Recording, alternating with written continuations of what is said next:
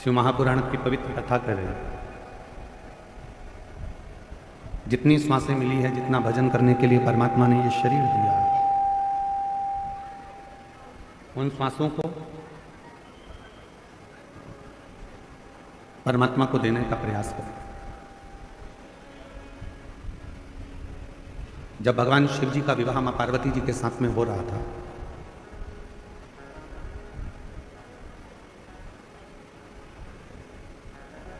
भगवान देवादिदेव महादेव जी मां जगतजननी जगदम्बा अम्बा पार्वती के साथ में विवाह कर रहे थे। तो पार्वती जी ने भगवान शिव जी से पूछा, आपके प्रथम में कितने सारे विवाह हुए हैं? कभी मैं उमा बनकर आई हूं, कभी मैं कात्यायनी बनकर आई हूं, कभी मैं कुष्मांडा बनकर आई हूं, कभी मैं स्कंदा बनकर आई हूं, कभी मैं महागौरी बनकर आई हूं, कभी मैं सती बनकर आई हूं, कभी मैं बगलामुखी बनकर आई हूं, तो कभी मैं धूमावती बनकर आई हूं, कभी मैं कमला बनकर आई हूं। ऐसे मेरे कितने कितने जन्म हो गए, और इतने सारे जन्म मेरे ऐसे ही निकल गए। इसके बाद में मेरा या अब जन्म मिला है हिमालय राज के घर में, मैं पार्वती बनकर जन्मी।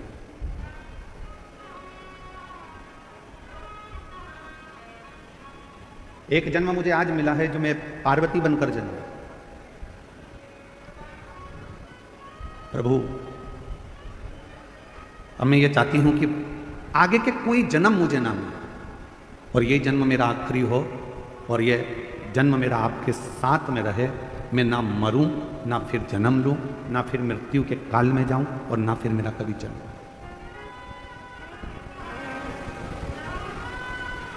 जन्म और मरण के प्रपंच से मैं छूट जाऊं।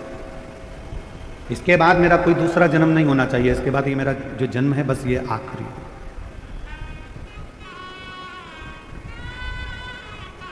शिव जी ने कहा, पार्वती, संसार में रहने वाला चाहे मनुष्य हो, देवलोक में रहने वाला चाहे देवता हो, गंधर्व लोक में रहने वाला चाहे गंधर्व हो, अप्सरा लोक में रहने वाली चाहे अप्सरा हो, नाग लोक में रहने वाली चाहे नाग हो, सर्प हो, जो भी है, यदि वो एक बार मेरा भजन कर लेते हैं और मेरा यदि उन्होंने स्मरण कर लिया, उनके मुख से नमः शिवाय, ओम नमः शिवाय निकल गया, उनके मुख से श्री शिवाय नमस्तुभ्यम निकल गया, यदि उन्होंने एक लोटा जल मुझे समर्पित कर दिया, तो शिव जी कहते हैं, पार्वती तुम क्या, देवता हो, गंधर्व हो, अप्सरा हो, सर्प हो, कोई भी हो, चाहे वो मनुष्य हो, शिव जी कहते हैं फिर उनका दूसरा जन्म नहीं होता, वो मेरे हो जाते हैं, और सारे जन्म और मरण के प्रपंच से छूट जाते।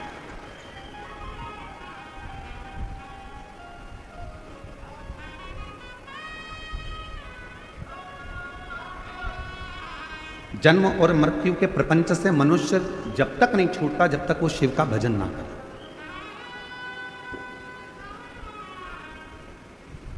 कल हमने कथा में कहा था, विट्ठल विट्ठल भजोगे चले आएंगे त्रिपुरारी। विट्ठल नाम की गर्जना से शिव प्रसन्न हो जाते हैं, और शिव नाम की गर्जना से विट्ठल प्रसन्न हो जाते हैं।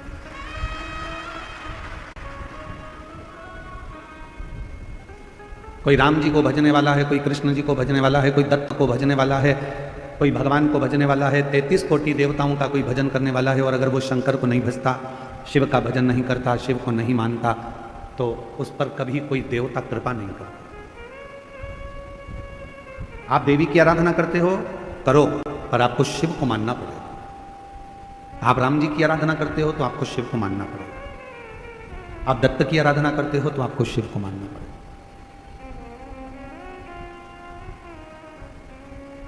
अकाल मृत्यु वो मरे जो काम करे चंडाल का, काल उसका क्या बिगाड़े जो भक्त हो महाकाल।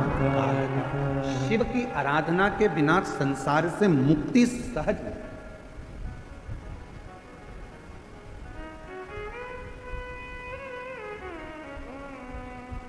भगवान शंकर की आराधना के बिना आप मुक्त नहीं हो सकते।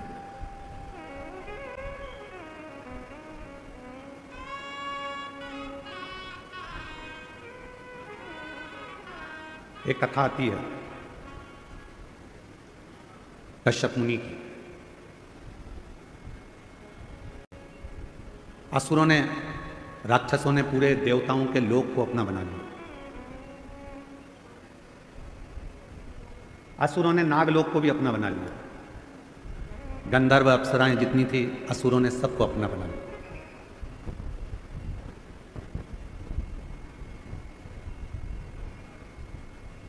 जब सारे देवताओं का देवलोक चले गया, इंद्र का सिंहासन चले गया, अप्सराओं का लोक चले गया, गंधर्वों का लोक चले गया, सब कुछ जब चला गया, तब असुर पाताल लोक में जाने लगे।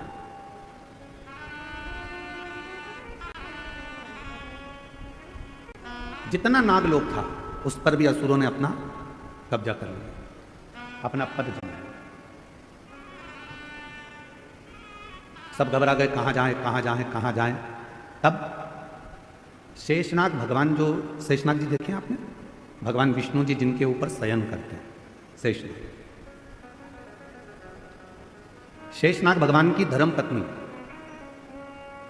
कल आपको बताया था वासुकी नाग की धर्म पत्नी सतशीर्षा। क्या नाम बताया था? जम के बोलो जरा। सतशीर्षा। जब गर्भाशय में या रजोधर्म के समय पर कोई तकलीफ होती है, तब सतशीर्षा माता का स्मरण किया जाता है। सतशीर्षा, ये वासुकी नाग की धर्म पत्नी है। शिव जी के गले में जो नाग पड़ा होता है, सर्प रहता है, उनकी धर्म पत्नी का नाम है शतशीर्षा। अब दूसरा प्रसंग आया है, जब असुरों ने देवताओं का भी सिंहासन छीन लिया, अप्सराओं का भी राज्य चले गया और गंधर्वों का भी चले गया। सब जगह से जब लोग अपना राज्य चले गया, तब असुर पाताल लोक में गए, और पाताल लोक में जब गए तो नागों के लोक पर भी उन्होंने कब्जा कर लिया।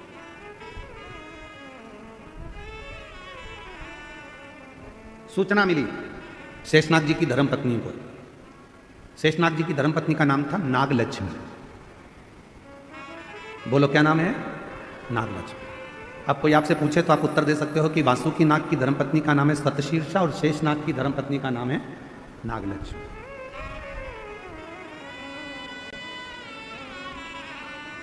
नागलक्ष्मी के पास में सूचना मिली, और माता नागलक्ष्मी के पास में जब सूचना मिली कि देवताओं का सिंहासन चले गया, गंधर्वों का चले गया, अप्सराओं का चले गया, नागलोक चले गया, असुरों ने चारों तरफ हाहाकार मचाकर सब दूर कब्जा कर रख लिया, तब माता नागलक्ष्मी के पास में सूचना गई। तो माता नागलक्ष्मी शिव की परम उपासक थी, क्योंकि शेषनाग जी का विवाह भी भगवान शंकर की ही करुणा से नागलक्ष्मी के साथ हुआ था।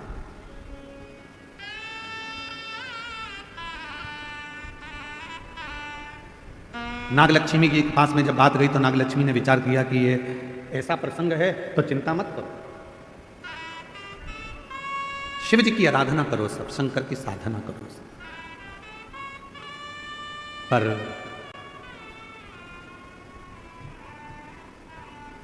देवता बैठ गए साधना करने के लिए, गंधर्व बैठ गए साधना करने के लिए, अप्सराएं बैठ गई साधना करने के लिए, नाग बैठ गए साधना करने के लिए।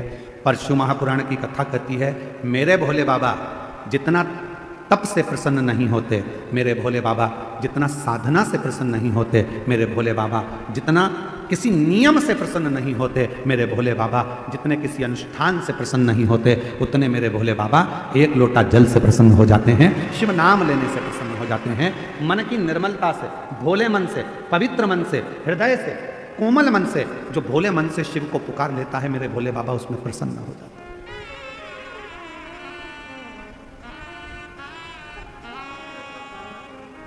उसमें शिव की प्रसन्नता हो जाती है।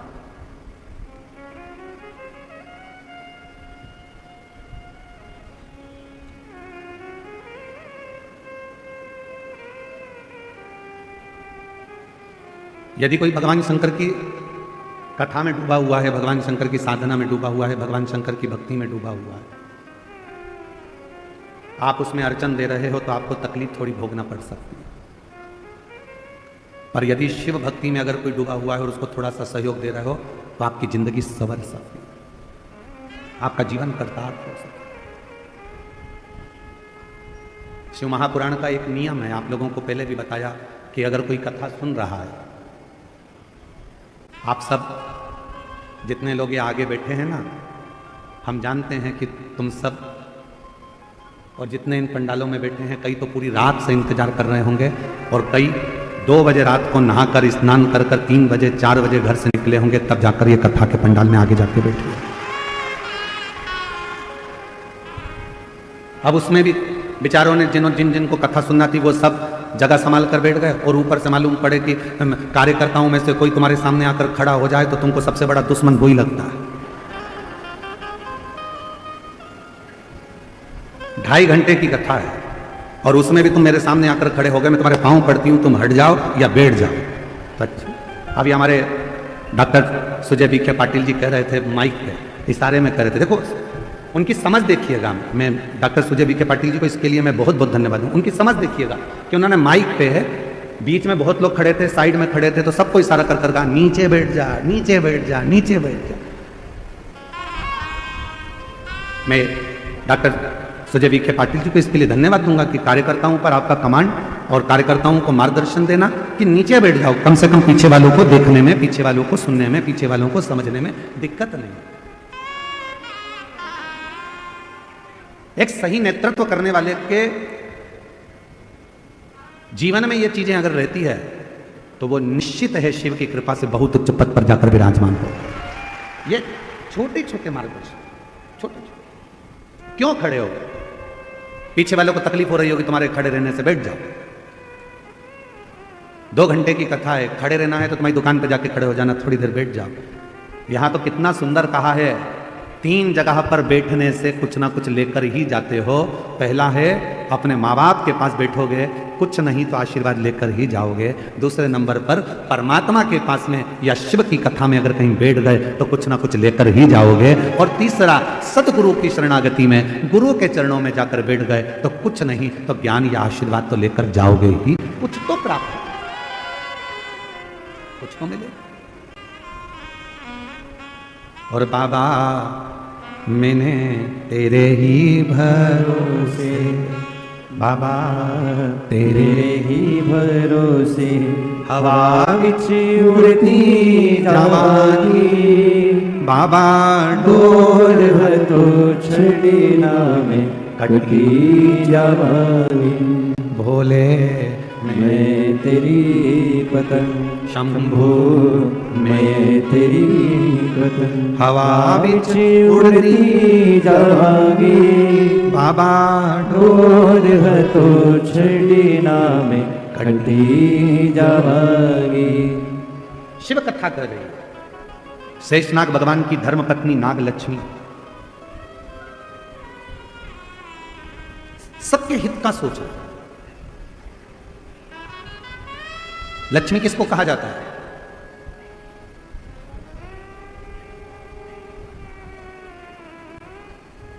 जम के बोलिए, लक्ष्मी किसको कहा जाता है? भगवान विष्णु जी की धर्मपत्नी को? उत्तर दो जल्दी जल्दी। लक्ष्मी किनको कहा जाता है? भगवान नारायण जी की धर्मपत्नी को। लक्ष्मी किनको कहा जाता है? जो समुद्र मंथन में से निकली 14 रत्न में से एक रत्न को। लक्ष्मी किसको कहा जाता है? जो तुम्हारी जेब में पैसा बनकर रखी है उसको। लक्ष्मी किसको कहा जाता है? जो तुम्हारी प्रॉपर्टी है, तुम्हारी दौलत है, तुम्हारी संपदा है उसको। लक्ष्मी किसको कहा जाता है? जो तुम्हारी फैक्ट्री है, तुम्हारा धन है, तुम्हारी गाड़ी है, तुम्हारा बंगला है उसको। लक्ष्मी किसको कहते हैं? तो कहा संसार के जितने घर हैं और उस घर में जो स्त्रियां रहती हैं और जो नारी सबके भले की सोचे, वही घर की लक्ष्मी है।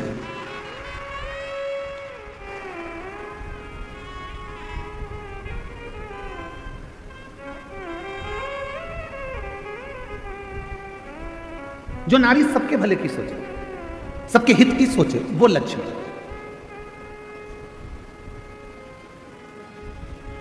हम कल का प्रसंग सुनाते हैं आपको। कल हमारा नियम रहता है कि 5 दिन की कथा में 2 दिन हम सबसे मिलते हैं। तो शाम के समय हम पाटिल जी के पुराने वाले घर पर जहां हम रुके हुए हैं, उस भवन में हम रुके हुए हैं, तो वहीं नीचे सुजय भैया बोले कि सबसे मिलना है। गुरुजी 7 से 7:30 का समय दिया।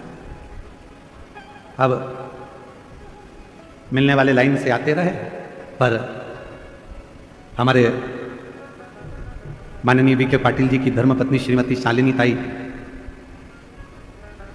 वो उधर से गांव की जो महिलाएं होती हैं उनको जाओ जाओ प्रणाम कर लो। फिर उधर से कोई भाई थे, उनकी आंखें नहीं थी तो उनको लेके आ गई, जाओ प्रणाम कर लो। फिर उधर से कोई काम करने वाला भाई था, उसको लेके आ गए, उनको प्रणाम करवाया। तो जितने कार्यकर्ता खड़े थे उन्होंने कहा ताई पहले इनको करा देते हैं। तो ताई बोली नहीं नहीं, इनका बाद में करा लेना, पहले ये बेचारे बहुत देर से खड़े हैं, इनके लिए सोचो, इनको कराओ। लक्ष्मी किसको कहते हैं? तुम्हारी जेब में पैसा भरा है उसको लक्ष्मी नहीं कहा जाएगा। लक्ष्मी का सबसे बड़ा उद्देश्य घर में जितनी नारियां हो, जिसके घर में जो स्त्री हो, और वो स्त्री यदि वो नारी सबके हित का सोचे तो समझ लेना वो घर की लक्ष्मी है, जो सबके लिए सोचे। सबके लिए। क्यों तुमने खाना खाया? क्यों तुमने पानी पिया? गाड़ी बाद में चलाना, चल पहले पानी पी ले, चल ये काम कर ले, तू ले थोड़ा सा कुछ खा ले कुछ पा ले। ये लक्ष्मी का।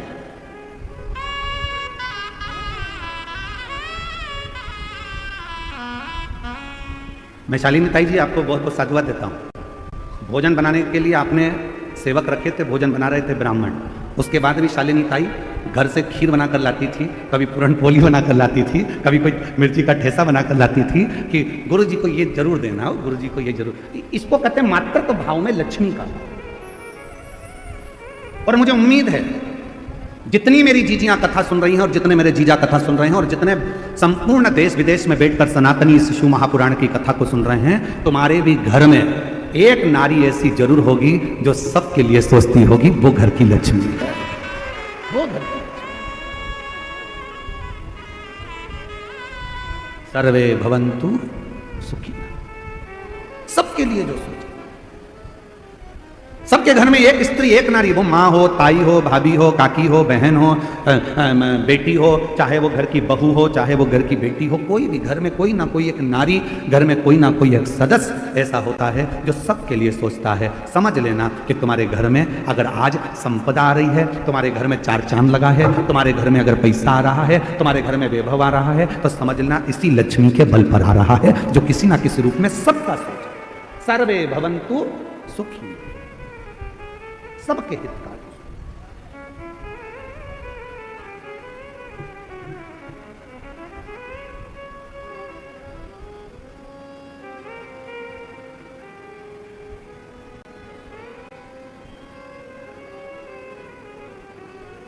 शिव की अविरल भक्ति में, भगवान शंकर के भजन में, शंकर के स्मरण में जो डूब गया। नागलक्ष्मी, शेषनाग जी की धर्म पत्नी नागलक्ष्मी, उनके मन में आया कि सब कुछ असुरों ने आक्रमण कर कर ले लिया, घबराना नहीं।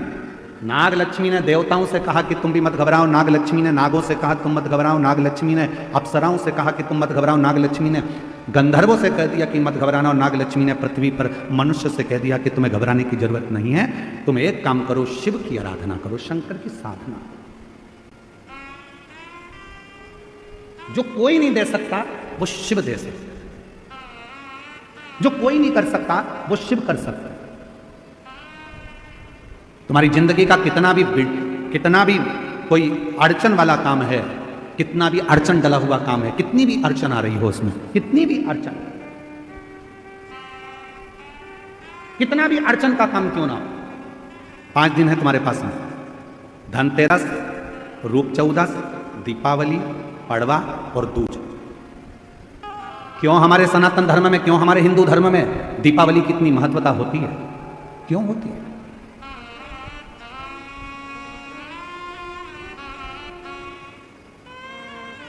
सारी सिद्धियां इन 5 दिन में व्यक्ति अगर कर लेता है तो उसके जीवन में बहुत कुछ फल प्राप्त हो जाता है।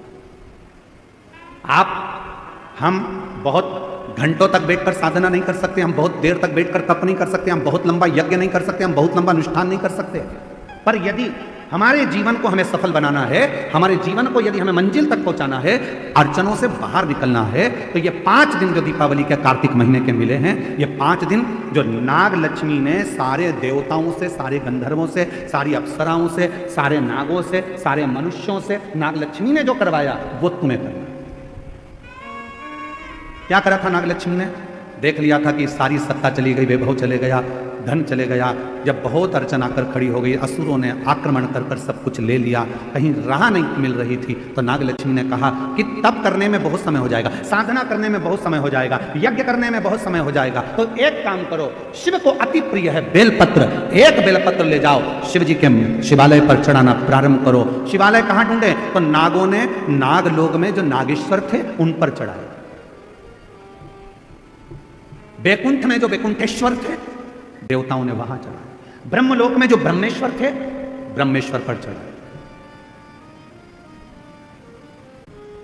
गंधर्व लोक में जो थे गंधर्वों के लिए वहां चढ़ाए। सबने भगवान शिव की आराधना करना प्रारंभ किया, सब। और क्या आराधना करी उन्होंने? उनको नहीं मालूम था कि नागलक्ष्मी ने कहा है 5 दिन बेलपत्र लेकर जाते, शिव जी को जल चढ़ाकर एक बेलपत्र समर्पित करते और प्रणाम कर कर आ जाते। ये 5 दिन आप बड़ा यज्ञ नहीं कर सकते, साधना नहीं कर सकते, तप नहीं कर सकते, आराधना नहीं कर सकते, तो अपने घर के अंदर पूरे घर में भ्रमण कर कर एक बेलपत्री को बीच वाली पत्ती से पकड़कर पूरे घर का भ्रमण कर कर अपने मन की कामना कर कर बाबा देवादिदेव महादेव को ये 5 दिन रोज एक बेलपत्र चढ़ाना प्रारंभ करो। 5वां दिन हो दूज का, उस दिन एक बेलपत्र जब चढ़ाओ तो उसी बेलपत्र को वापस लेकर आ जाओ और अपने घर में किसी भी जगह पर उसको साल भर रख कर देखिए, जिंदगी की सारी अड़चनें समाप्त होगी, कार्य में सफल। यह नागलक्ष्मी के पूजन का दिन।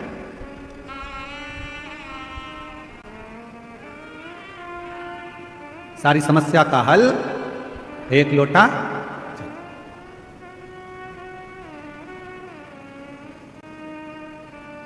महाराज।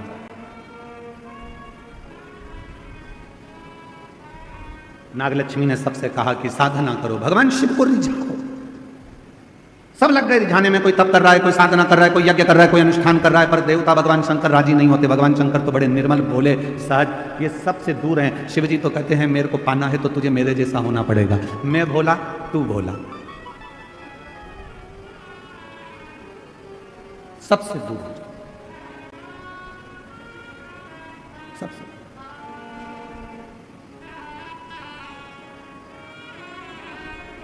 उससे संबंध ऐसे दयालु नाथ से रिश्ता बनाइए, ऐसे दयालु नाथ से रिश्ता बनाइए, मिलता रहेगा आपको जो कुछ भी चाहिए, मिलता रहेगा आपको जो कुछ भी चाहिए।